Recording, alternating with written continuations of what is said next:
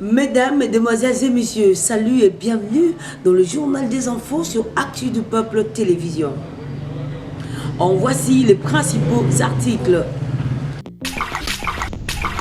Rappel de l'honorable Délicie Sanga sur la fédération de la RDC.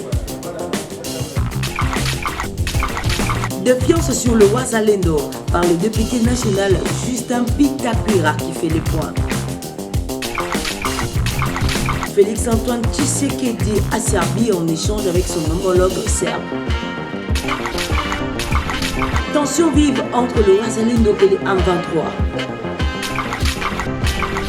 Interpellation de l'évangéliste Roger Bakaparo Chessac.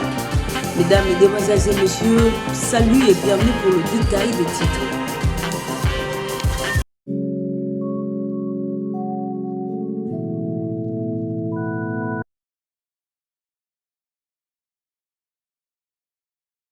Le président du parti de l'opposition en vol, l'honorable Délicie Sanga Pungi Diakassin, a rappelé lors d'une conférence qui date déjà que depuis 1964, le Congo, après 3 législatures, devrait embrasser le zèle de la fédération, motion qui rejoint la grande projection de Corneille Nangaa. Nous pouvons conclure que cette pensée est prophétique. Suivons. Cette constitution a été mise en place avec l'article 220 en disant quoi? Pourquoi je dis que l'article 20 est la Constitution? Nous avons des grandes questions qui nous divisent dans ce pays et qui ne permettent pas d'avoir cette stabilité dans ce Congo qui est créé depuis 1885. C'est quoi? Vous avez d'abord la première question, c'est entre les unitaristes et les fédéralistes. En 1964, parce que je vais nuancer ce qu'a dit le professeur Ngonankoy. En 1964, il était dit que le Congo va devenir fédéral au bout de 3 législatures. À partir de la 3e législature, le Congo deviendra fédéral. Mobutu a fait son coup d'État, on a arrêté les principes, on a fait un État unitaire qui a appauvri le Congo. Vous savez comment ça s'est terminé. Et donc, on a trouvé un moyen terme en disant on fait un État qui prend les avantages de l'unitarisme parce que quand même nous sommes encore fragiles, mais donne quand même une concession à ceux qui veulent le fédéralisme.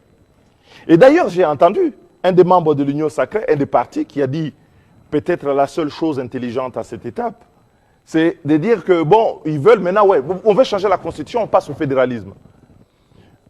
Dans un pays que vous ne maîtrisez pas dans son intégrité territoriale, aujourd'hui, les revendications fédéralistes risquent de faire éclater ce pays et nous mettons en garde ceux qui aujourd'hui veulent ces changements-là, que ne contrôlant pas l'intégrité du territoire, ils vont faire le jeu de la balkanisation du pays. Finalement, que cet héritage que nous avons reçu, ce Congo de 2 345 409 km², puisse disparaître et éclater entre plusieurs États, parce que plus personne ne reconnaîtra ni les institutions, ni les animateurs. Ça, c'est la première chose. Deuxième chose, c'est le respect des droits et libertés. Il y a eu la loi du 17 juin 1960. Elle a réglé les libertés publiques. Elle a été reprise dans la Constitution de 64. Et quand vous prenez toutes les libertés de la Constitution de 64 et de la loi du 17 juin 1960, elles sont dans la Constitution, ils sont dans la Constitution de 2018, auquel on a ajouté des droits nouveaux, comme ceux de l'égalité homme-femme, de la parité.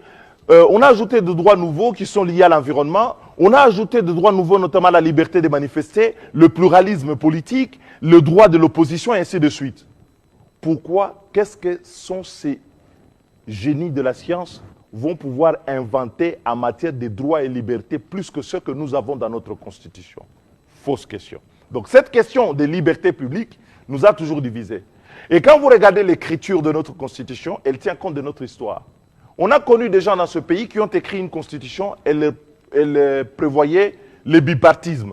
Mais au bout de quelques mois, ils ont instauré le monopartisme et ils ont installé les partis-États parce que dès l'écriture de la Constitution, ils ont dit il n'était pas exclu finalement qu'un seul parti puisse exister et puis on est tombé dans la dictature. Pour ne plus revenir à ça, c'est comme ça que les constituants ont mis ça là-dedans. Troisième élément, c'est la circulation du pouvoir.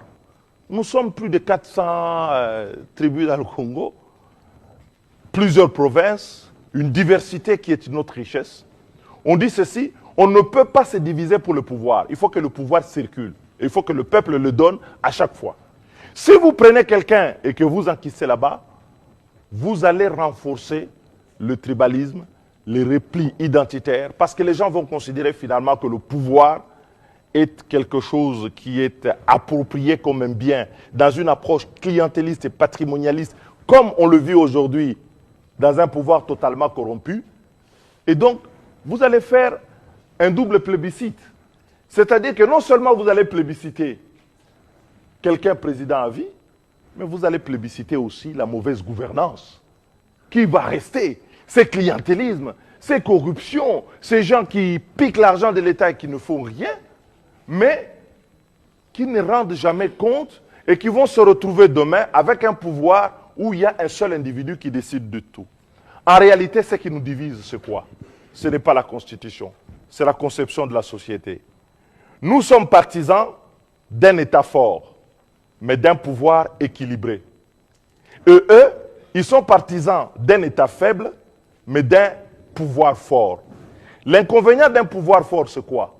Les pouvoirs forts, nous les avons connus, Mobutu. Moi, j'étais jeune à l'époque, mais nous, on a vécu Mobutu comme un dieu. Mobutu était Dieu, il était fort. Mais l'État congolais a été affaibli. Si aujourd'hui, nous ne savons même pas défendre des centimètres carrés de notre territoire, c'est parce que nous avons connu un homme fort, mais avec un État faible. Le sens de cette constitution, c'est de pouvoir bâtir un État fort, avec un pouvoir équilibré. Ne parlez pas comme Liao en 67 pour pouvoir le regretter. Lui, il a déjà regretté, le pauvre, de grâce. Où on dit... Le député national Justin Bitakwira, chef de Wazalendo, déchoit les siens par de graves révélations, dont des qualifications telles que parmi eux, il y a de voleurs de chèvres et de vaches, ainsi que d'autres dont l'activité principale est le vol. En gros, ces derniers ne respectent aucune instruction. Suivant. Je vais citer les noms ici. Il y a d'anciens voleurs, de vaches, de chèvres, de motos. D'anciens chefs de guerre aussi. Il y a d'anciens voleurs, c'est-à-dire ceux qui avaient comme profession, comme métier, voler, qui se sont infiltrés dans le groupe Wazalendo. Et c'est ceux-là, à petit nombre, hein, qui sont en train effectivement de noircir l'image de ce corps. Qui commande les Wazalendo?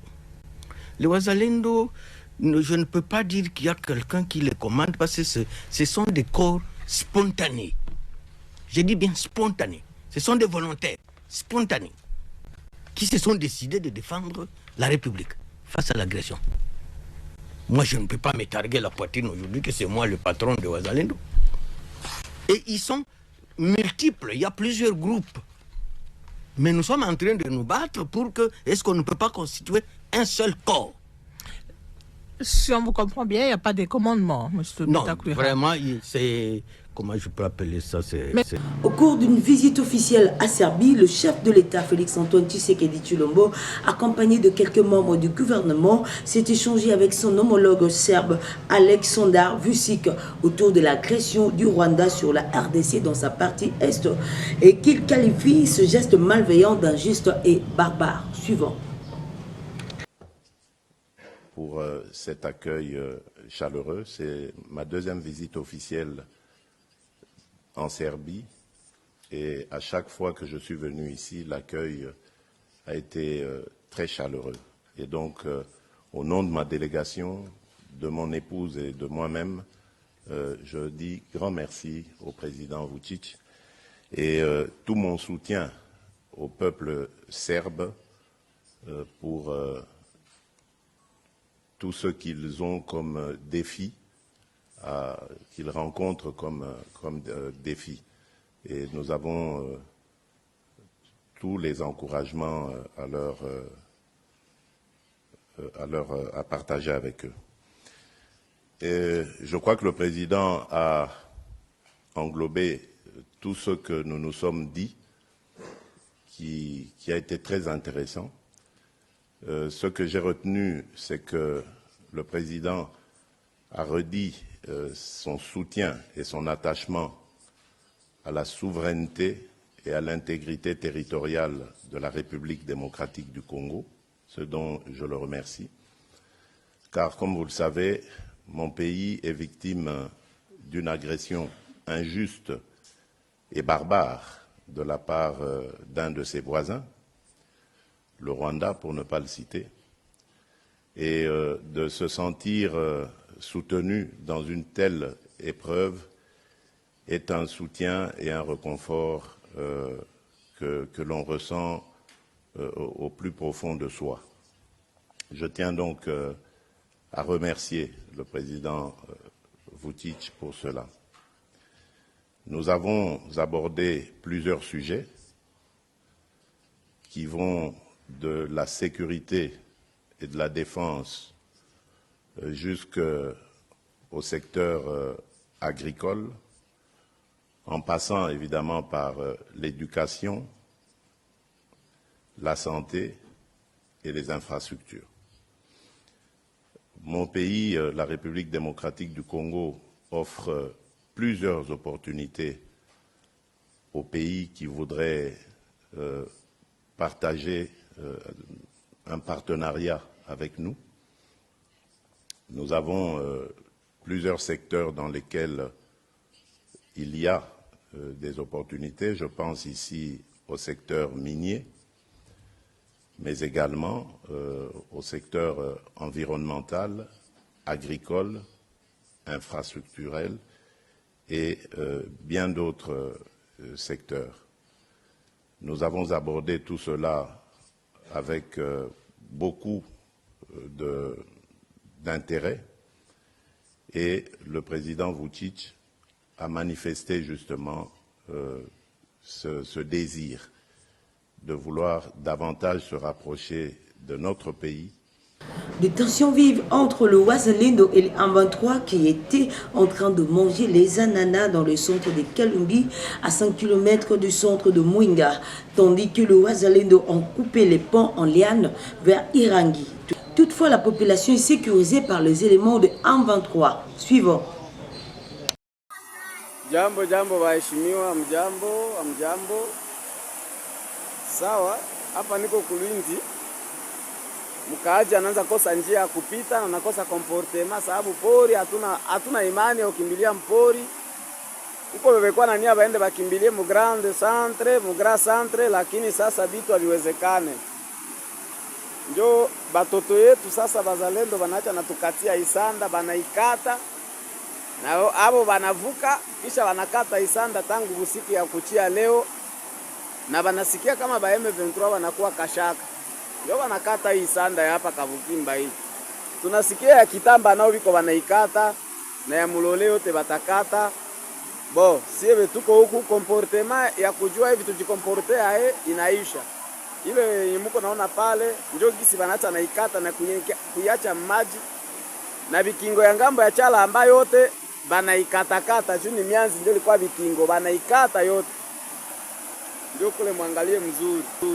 Le responsable des forces armées congolaises au sigle FARDC ont effectué ce vendredi 28 novembre 2025 le déploiement des divers éléments en uniforme de cette force à travers les différentes sections de la ville suite à l'explosion d'un dépôt de munitions militaires de la ville de Lubumbashi. Suivant.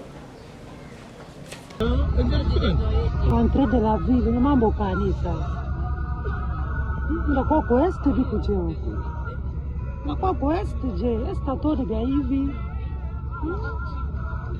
Bwingi hivi. Wanatokea wapi bwingi?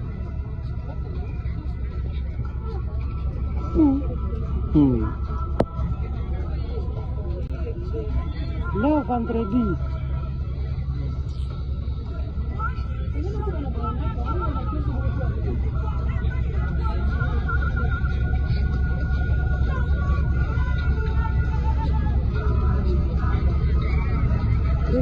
Kutoka na marme ya minene. Hivi ndio wanakuambia toka mbali wanakuvume toka na kile. Boko na sniper. Sniper ile bwana. Ya machini. Mimi naona ule bwana ule mwashpa kwa nini wa emergency mimi naona pale. Ndio information. Kama president atakuya. Ah. Ni wapi tena hii? Wote kuna makaski wote na ma micro.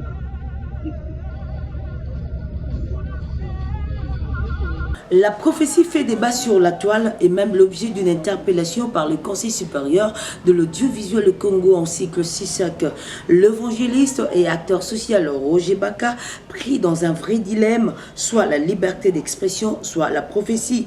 Le Conseil supérieur le reproche de troubler l'ordre public et de tenir des propos sensibles sur l'État. Même son, je ne fais que changer de forme. Je ne suis pas le seul qui a vécu cela. Excusez-moi, vous avez vu des militaires dans la ville. Ils ont pris le contrôle de Kinshasa. Les militaires ont pris le contrôle de Kinshasa. Et ensuite, j'ai vu beaucoup les gens étaient nombreux, ils ont entouré l'OIA, là où reste le chef. Les civils ou les militaires? La population, les militaires, ils étaient là nombreux. Ils ont entouré, ils cherchaient à entrer. Le palais où se trouve le chef. Pour y faire les désordres. Faire les désordres au palais présidentiel. Ouais. Enfin, je pense qu'il est mieux pour le président de la République, pour un instant, qu'il délocalise là où il dort. Vous demandez au président de changer d'endroit. Qu'il ne dise à personne qu'il y ait une équipe restreinte, du 13 jusqu'au 31 décembre de cette année. Le président doit changer les lieux du 13 au 31 décembre. Parce que d'après ce que vous avez vu, il y a un coup contre lui. Le lieu est ciblé. Là où le président est ciblé? C'est ciblé. Je ne te le dis pas seulement. Je m'abstiens de citer le nom de 2 personnes qui sont dans les alentours du chef. Je leur ai dit. Vous avez appelé 2 personnes autour du chef pour leur dire... Maintenant, s'ils me suivent, ils vont dire oui, Baka nous a dit. Vous leur avez dit quoi? Je leur ai dit, faites de votre mieux pour sécuriser le chef. Pourquoi moi je le dis? Il y a certaines personnes qui disent ceux qui vont attaquer, va attaquer. Frère, c'est parce que vous ne comprenez pas quelle est la grandeur du complot contre la République démocratique pour nous faire reculer des 20. C'est par cette note, mesdames, mesdemoiselles et messieurs, que nous mettons un point final à ce journal. Grand de notre joie de vous avoir nombreux sur notre chaîne. Ne manquez pas de partager, abonnez-vous massivement. Derrière la caméra, c'était sous la réalisation de Jonathan Menas. Et devant vous au microphone, c'était à la présentation de Madame Flore Makwala. Nous nous retrouvons très prochainement pour une nouvelle édition. Au revoir et portez-vous bien.